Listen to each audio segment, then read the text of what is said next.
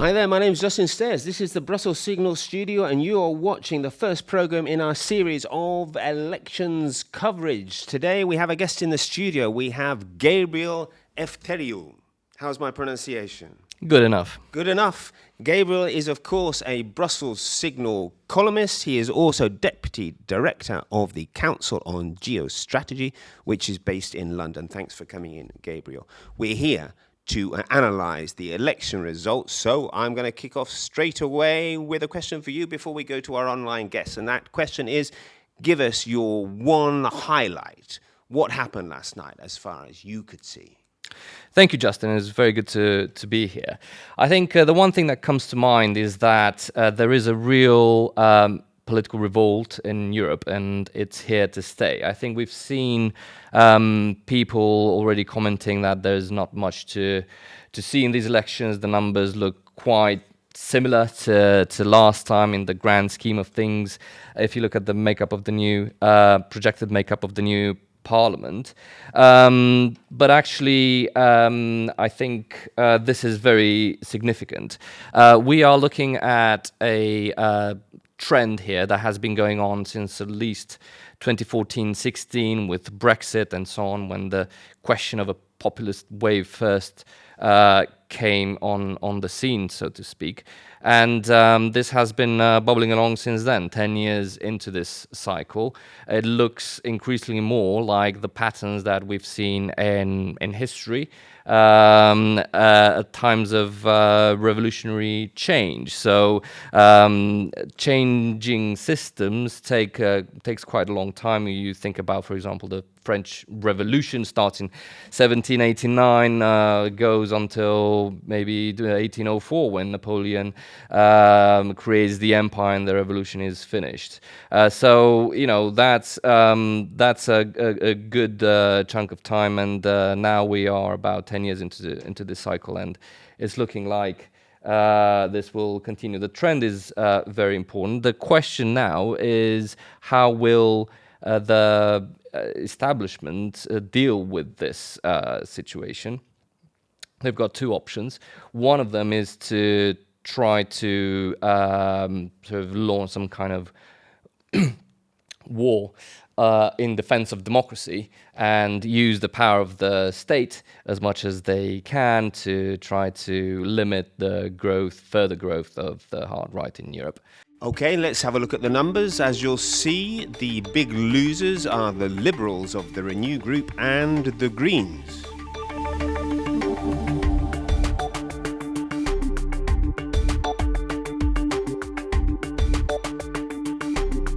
Now, on the subject of majorities and the European Parliament, we have European Commission President Ursula von der Leyen saying that the centre is holding, and this could be a repeat of the majority we had in the previous Parliament. Let's hear what she had to say last night. Today is a good day for the European People's Party. We won the European elections.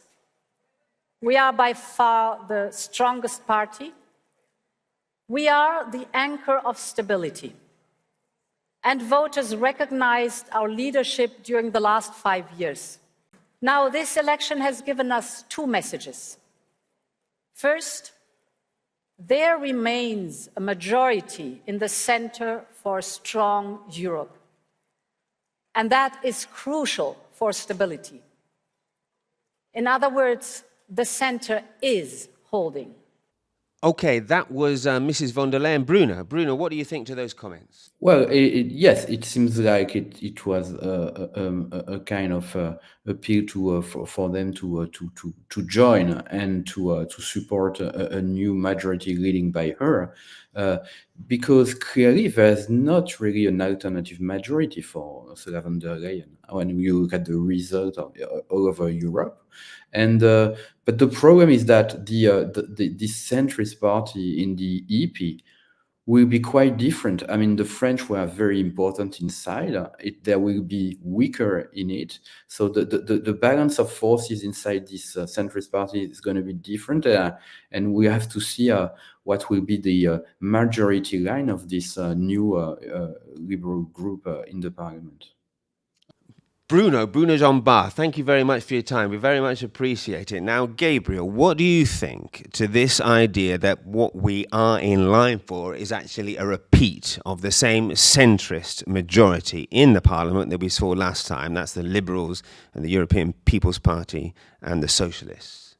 Well, they'll certainly try to put that majority together. They do have the numbers on the face of it, but really probably the biggest result from these elections is what is happening in France, and that is really the key point here. Macron's gamble, I think, is a big mistake, because Le Pen will go into this election with great momentum behind her, and with the wind in the National Rally's sails. I think this can backfire on Macron. I think the mood in France, as well as in Britain, is one of opposing the establishment and system change, perhaps, and all of this. So it's a very risky move that can have deep consequences. Perhaps Macron is calculating that even if National Rally do come into government in France, that might play well for him if they mess it up, break their necks. Yes, exactly. In trying to govern France, and that might be to his advantage. But it's always dangerous to let your rivals take the reins of government. You never know how this will actually play out. So we'll see where that goes. I mean, he's making the same kind of bet that Rishi Sunak has made in the UK, where an early election has been called, and now the Tories are absolutely cratering in the polls, and they might be completely wiped out at the election, never to recover again. So it's very tricky, but a desperate times call for desperate measures. So this is what Macron has done. Good luck to him, I guess. Okay. Now, obviously, we've focused on France, but we haven't touched on Germany. And before we do, let's run a couple of videos. We've got quick summaries of what happened in France and Germany last night. Let's have a look.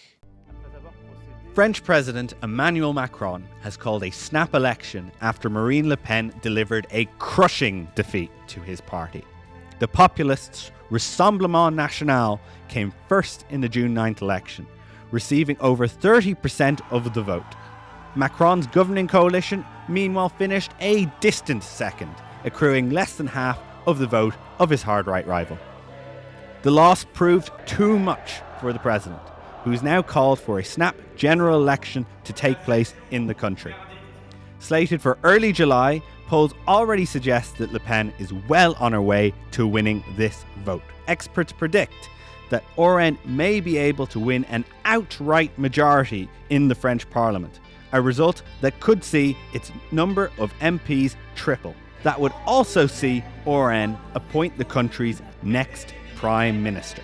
Le Pen was not the only right-winger to have a good night. Reconquête, led in the EU elections by Le Pen's niece, Marion Maréchal, managed to break the 5% threshold, expanding its presence in the European Parliament. Germany's left-wing government is in danger following a decisive right-wing win in the country's European elections. All three of the country's coalition parties are believed to have been cumulatively outpolled by Germany's Christian Democrats, which is thought to have gathered around 30% of the vote nationally. Germany's Alternative for Deutschland has also outperformed its polling for the European elections, and is predicted to finish the race in second place, just ahead of Olaf Scholz's Social Democratic Party. The AfD was even more successful in the country's east, where it cemented its position as the single strongest political force ahead of the pivotal state elections in September. It was also a good day for the Bundeswehr Wagenknecht, with the new populist left party receiving double the votes of the progressive Die Linke group it had split off from earlier this year. The biggest loser of the day were the Greens, with the party dropping by around 8 points, putting it substantially below both of its main right-wing rivals. Senior Christian Democrats in the country have now called for a snap federal election, insisting that the results of the June 9 vote show that Germany no longer has faith in the left-wing coalition. Okay, so that was a quick summary of France and Germany. We're going to go on to our next guest. That's David Engels, professor at the ICES in Vendée in France and senior research fellow at the MCC here in Brussels. Hello, David. Can you hear me? Good morning. Yeah, I can hear you. Thank you very much for the invitation. Great. Now, we're talking about Macron's gamble. What's your take on that? Well, from a certain point of view, his movement is quite shrewd, and it's not as desperate as it may seem yesterday evening. To the contrary, in fact, he is playing on the fact that either way he wins, because if he managed now to use the next 3 weeks in order to build up a credible alternative to Le Pen, if he manages exactly as, by the way, the Greens and the lefts managed in the Netherlands to build up a momentum against the possibility of a right-wing takeover, then of course he will have a new parliamentary majority and remain more or less safely in power and be able to present the new Olympic Games as Olympic Games of hope and whatever. But if Le Pen wins, then of course Le Pen has to face two major issues. On the one hand, the Rassemblement National is not very well prepared to exert government. They need manpower, they need professionality, they need people knowing really their stuff, and that is of course a huge issue for her. And the other problem, which is even worse, is that of course in case of a cohabitation, Le Pen will have to face massive sabotage and resistance from all parts. She will have a president that is that will manage to find a new personality and a new self-representation in his internal resistance to Marine Le Pen. All the institutions will be against her. The European Union will be against her. So we might face massive chaos in France, especially during, of course, the Olympic Games, which is a moment when everyone will be looking at France and will be seeing that we will have demonstration and massive chaos every day. And I think that is precisely what also Macron wants, because then, after a certain time, if this may lead to a certain inner deconstruction of the Rassemblement National, and then, for example, if Macron also steps down as president or calls in new elections, then he might indeed be able not only to build then a new majority, but perhaps even to become president once more. So we shouldn't see this situation as being just a sign of Macron's defeat. I think that the real battle is starting, and it can become very nasty, not only for France, but for the entirety of Europe. Because if France is in a crisis, the rest of Europe will be too. That's fascinating. I'm going to be putting those points to Gabriel here in the studio. But before I do, David, 2 words, please, on the German election results. Yeah, well, of course, if we compare the situation of the AfD to what happened in 2019, it is undeniable that we have an increase, and that the AfD definitely has become a key player in German politics, and that the AfD will stay there. So that is obviously from the AfD's point of view certainly a success. But, and there's always a but, of course, we see that already that only some months ago the AfD was at more than 20%. Now they lost considerably, and what they lost is not only a couple of percent, but I think that some months ago there was a larger majority also of what is called in Germany a bürgerlich, that is that kind of centrist people that are not extremist, but that want simply to protect their own little enterprise sacrifice their state, their interest, and so forth. And these people started to flock to the AfD some months ago. And I think this movement has partly been stopped. The AfD has been reduced during these last weeks because of all the scandals that happened to her core electorship. So in my view, at least, they didn't manage really to go beyond the people who would have voted AfD whatever may have happened. And I think that is, of course, very different from the success they may have imagined, and which they may have also arrived at still some months ago. But of course, there is this large media barrage against the AfD. We know that for a long time. There are also their inner conflicts. There's this ideological uncertainty where they really want to go to, and their incredible talent, you have to say, to always sabotage themselves during the last weeks. And so I think that is one problem for the AfD. But the other goes even further, because still some weeks ago, before the scandal around Maximilian Krah, there would have been this possibility of the AfD becoming and staying a part of the winning impetus of right-wing parties such as Le Pen's party, such as Madame Meloni's party, such as still is the case also with PiS, even though they lost some votes, the Austrians and so forth.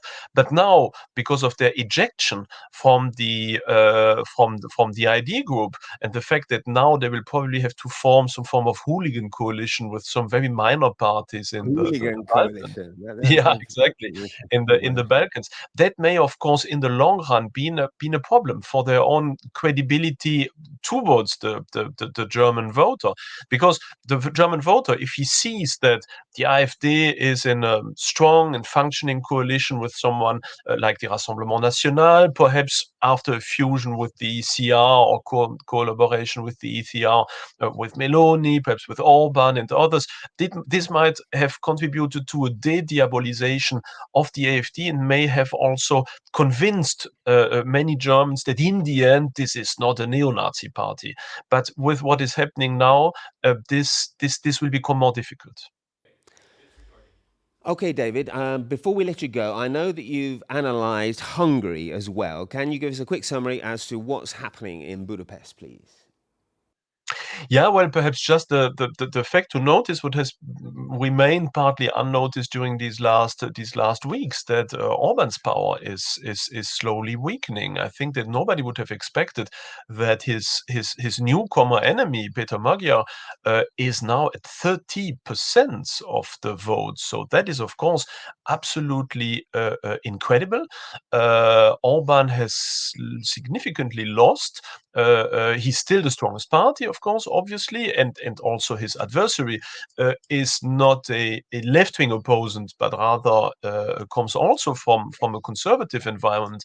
But it shows what I've feared for many months now, that is the fragility also of the system Orban. And so we saw that already in Poland some months ago. PiS, which seemed to be definitely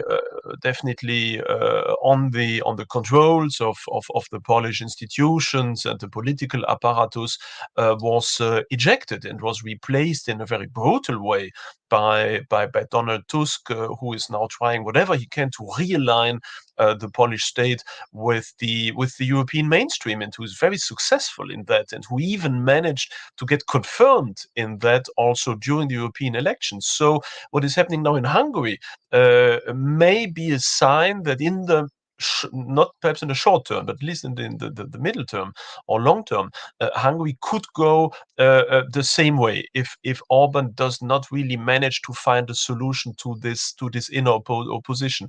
And so we may have a situation in some years that some have announced, that I have to confess I also started to see on the horizon these last years, of a form of reversal of the political situation in Europe, where the East, which was always considered as being more identitary, more traditionalist, more conservative, may rather move to the West, to the left, I'm sorry, whereas the West of the European continent, with old countries, old EU member states like Italy, like perhaps France, like the Netherlands, may move rather to the right side. So that this may be some form of turning of the tide, not in the immediate, of course, but in the long run. So something we need also to monitor very closely. David, that's great. Thanks for joining us with those interesting points. Gabriel, what David was saying there was that this actually might be a canny move on the part of President Macron because he wins both ways. If he succeeds with this anti-hard right coalition, great. If he doesn't, maybe they'll mess it up. What do you think to that? I think some might see it as a canny move, but I personally think it's a desperate move. Probably the last possible resort from a president that has been failing for a long time. But the good thing at Brussels Signal is, of course, that we have many different views represented here. I find myself on the other side of this argument. I think, as I said, it's a big mistake for Macron to have called this election. I think the national rally will go into it already energized by the results that they've just achieved in the Euro elections. And their message to voters, to their base, will be, let us finish the job. Secondly, the National Rally has been cleaning up its image quite a bit recently. There's been a lot of comment noting how Marine Le Pen has, by bringing in Bardella and other people, has been trying to sort of normalize the National Rally within the politics of France. So it's not the same kind of scarecrow, kind of extremist sort of party, at least it's not perceived as such, that was, historically and some years ago.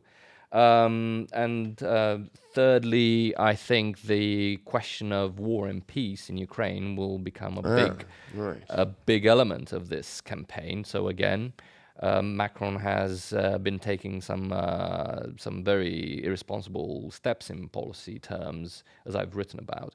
When it comes to Ukraine, obviously Le Pen is on the other side of that debate, so she will probably frame it as an election focused partly on this question of war versus peace. Right. And that's a very powerful kind of dichotomy to bring to voters, a powerful choice. So again, she probably has an advantage there.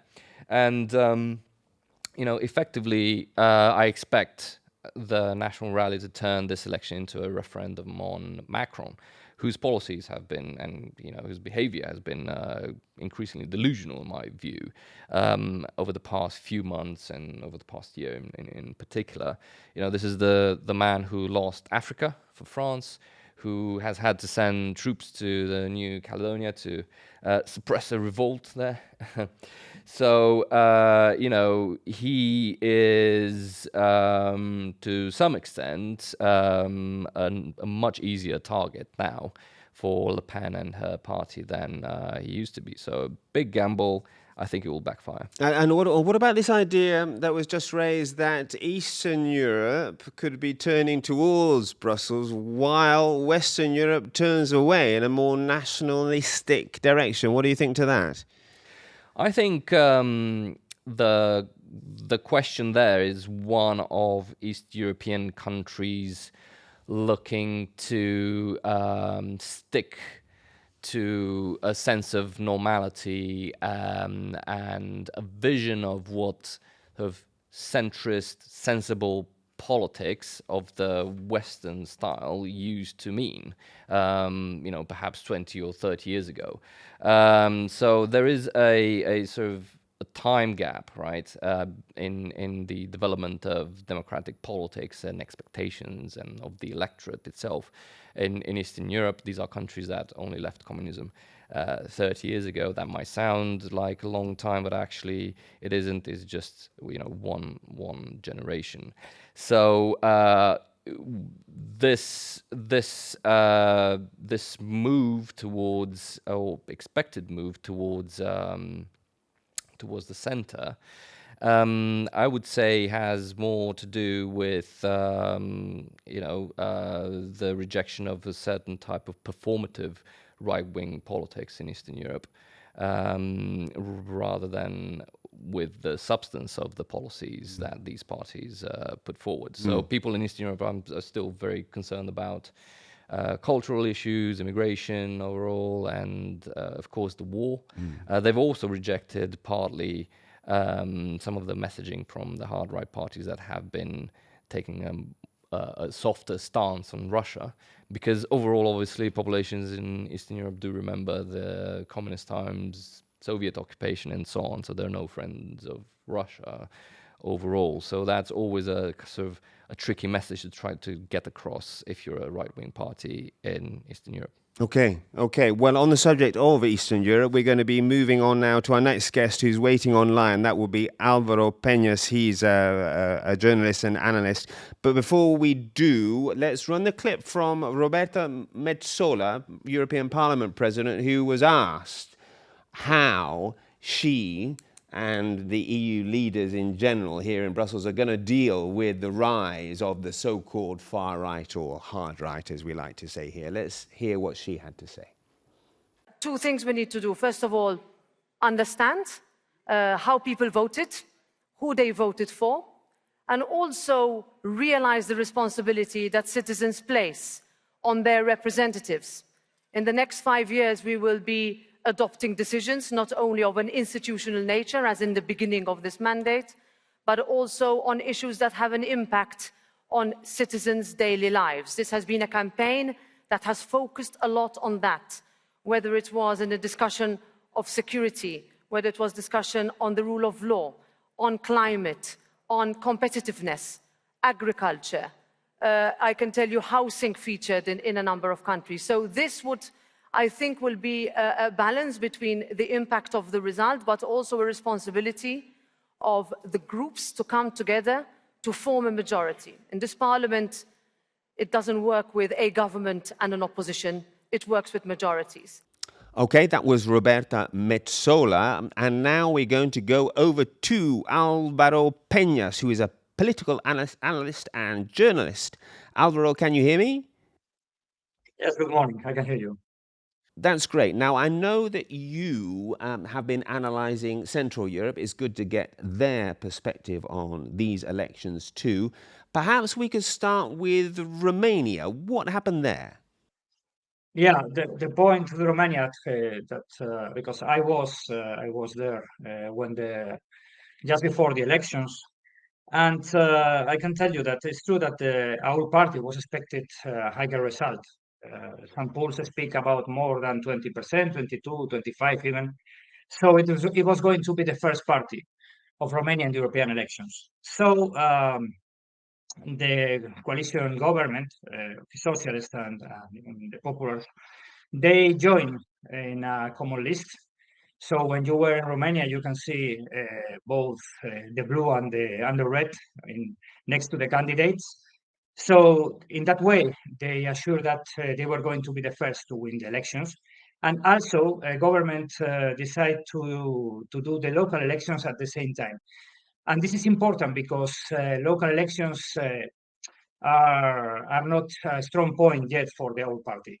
So I think altogether, this made that the results expected for our weren't as good as we think. And also, this was in this year and this week we have that some leaders of our party were detained by police because they are looking like they forced some signatures, but not for our list in the European elections, for another list. So there has been some scandal and a lot of attack from the media against this party. So yes, at the end, this 15% is not as good as many people thought, but okay, it's true that the situation was quite complicated. Okay, and what about other countries in Central and Eastern Europe? What about Poland? What's your analysis of what happened there? Yes, also Poland. Well, I was speaking with some law and justice politicians, and they expected this result. They told me that probably for the elections, and I think this happened, some voters of the other parties will join the civic platform, will vote for civic platform of Tusk. So at the end, yes, we have seen that Tusk has won the election. At the end, they have the same number of MPs, 20 for each. Yes, it was something expected also. But okay, it's important that Law and Justice still has good muscle, yes. And also, it's quite curious, the result of Confederacia, which gets more than 10%, 11%, I think they get. So, yeah, I think Poland, we have to wait yet what is going to happen because that government has failed in many things, but it is still very soon that they have to maybe they can pay this, in an election. So well, the result is more or less as expected. Alvaro, that's great. Many thanks again for your time. We're still here with our guest, Gabriel Elefteriu. Gabriel, I want to change the subject just slightly because the subject that came up a lot before the elections was censorship and free speech. We've had guests here in the studio who've talked about their social media accounts being shadow banned, etc. There was allegedly some government interference in some countries. We've reported, for example, on Slovenia, where there was a police raid on one of the opposition media TV stations. Do you think this played a role in the run-up to these elections?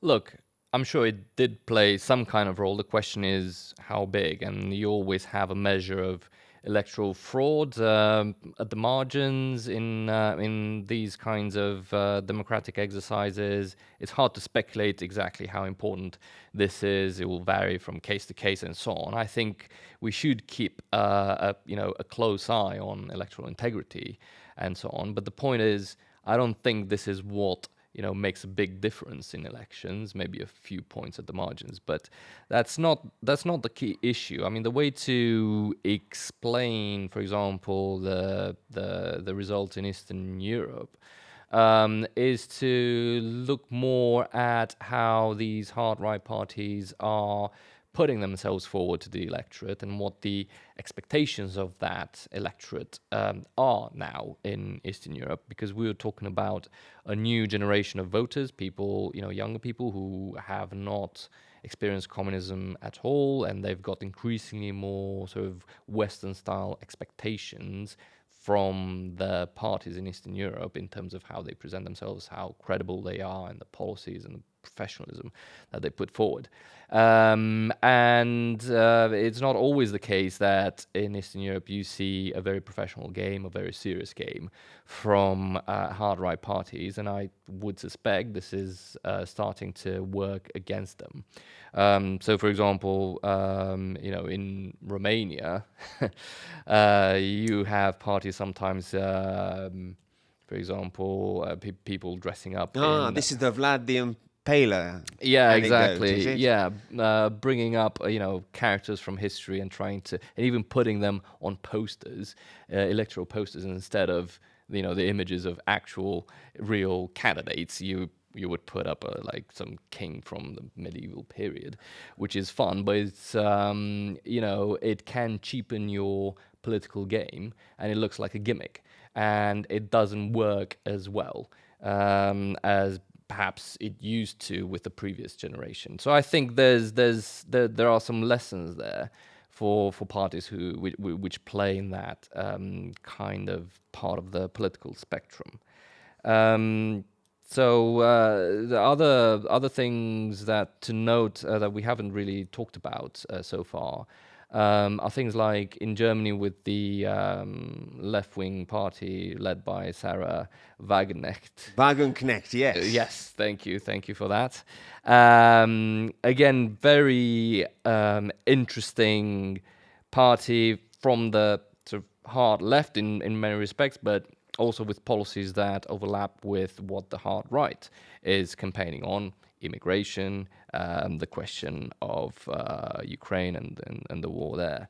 So the politics in Eastern Europe, seems often quite baffling to a Western audience and Western analysts. But that's exactly the point. We shouldn't translate our Western analysis one-to-one in Eastern European political questions. Okay.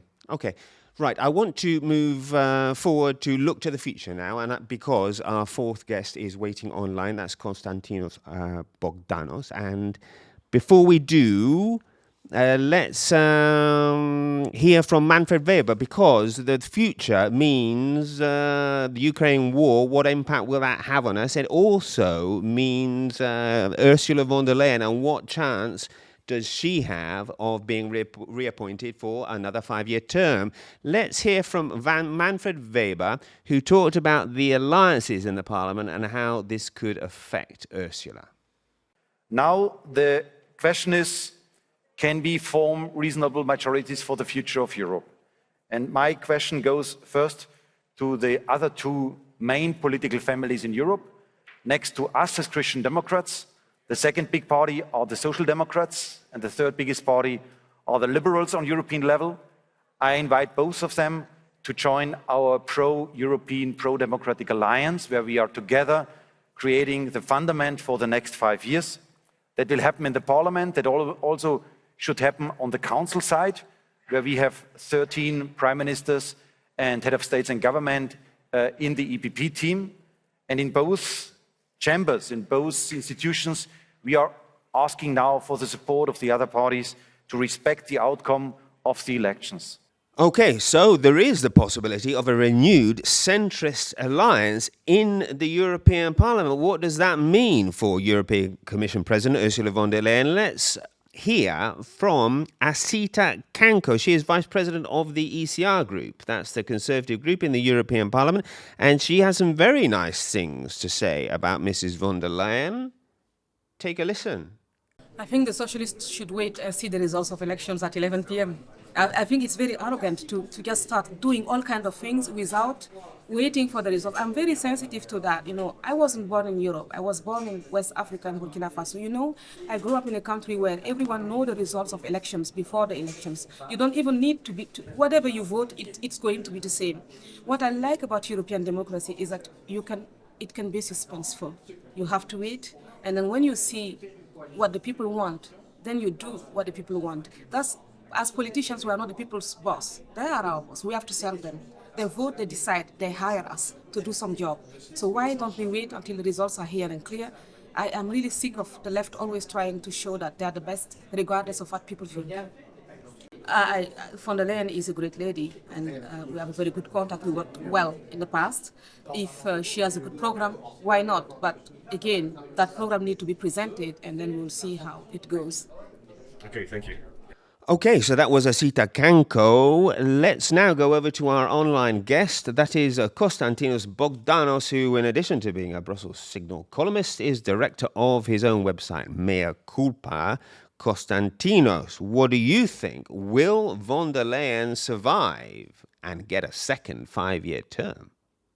Well, some had expected a political earthquake all around Europe in those European elections, but this did not materialize. It was a shake, but it is not a result that seems to be able to change everything.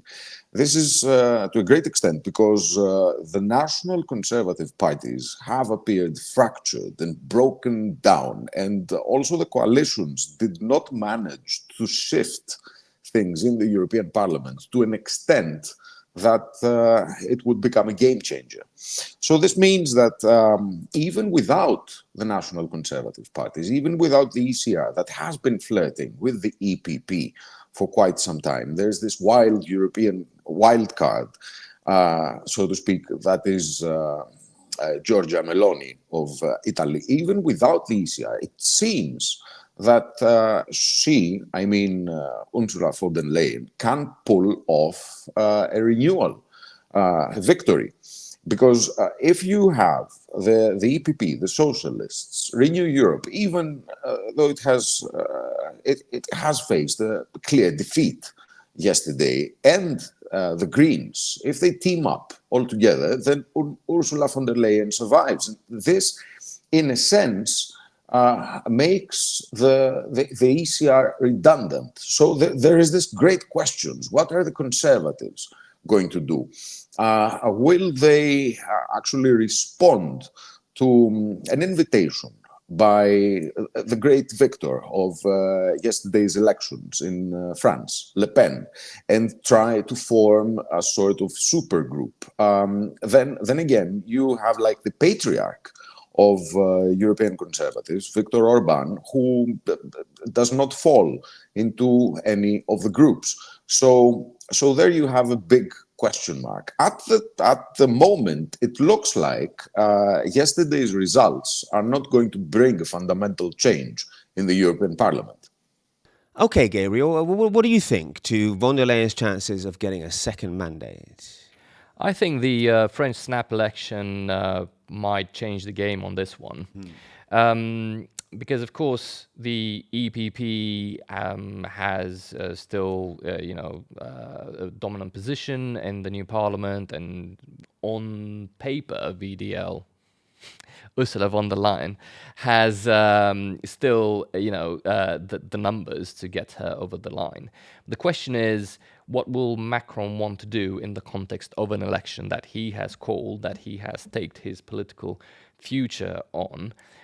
Will he want to say to the voters, well, on the European question, we will go as we have been before with the same Ursula von der Leyen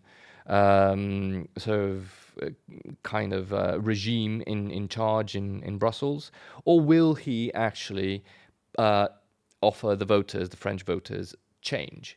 And he might well, it would be logical if he followed up his surprise of yesterday in calling for an early election, if he will follow up on that with a new surprise in proposing a different candidate for European Commission.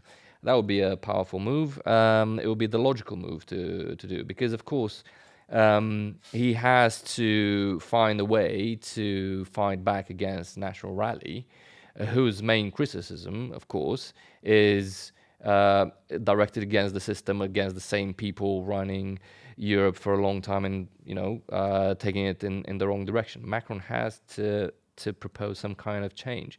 So I think, in the end, in political terms, we might see a surprise there when it comes to the nomination for head of the next European Commission. Right. It is true that Macron has been kingmaker here in Brussels for the last 5 years. Can he do it again? Okay, I'm going to change the subject. This is our last subject now. Konstantinos, stay there. Gabriel, you're first. The Ukraine war, not an incidental subject, but some people would have said we should have put this to the top of our list, but to what extent has the Ukraine war, in your opinion, played a role in these European Union elections? Well, this is interesting because as I've written for Brussels Signal last week, my column was exactly on this, on the fact that actually the question of war and peace has not really been at the forefront of the election per se, simply because it's been crowded out by other issues that have galvanized the campaign around immigration, around the Green Deal, all of this kind of stuff. So we haven't heard that much at the European level. Of course, certain parties have made it a central part of their campaigning on a national level. Le Pen in France, the AfD in Germany, in Hungary, Viktor Orban. But I agree. We should talk more about this. I think it will become a big theme in the French election. As I was saying earlier, I think Le Pen will see a benefit in making this kind of a referendum on Macron and his, apparent march to war with Russia. So, we'll see how this plays out. But I think certainly one lesson for the hard right in Eastern Europe, in countries like Poland, like Romania, like perhaps even Hungary, is that the soft stance on Russia is sort of backfiring at the ballot box for them and in the polls. Konstantinos, your thoughts on this subject? Well, absolutely. If I may add something to what Gabriel said, maybe Ursula von der Leyen as a person would run into some difficulties. But at the same time, the EPP was a winner last night. That means that it increased its number of seats so that it can now impose on everyone else their own candidate.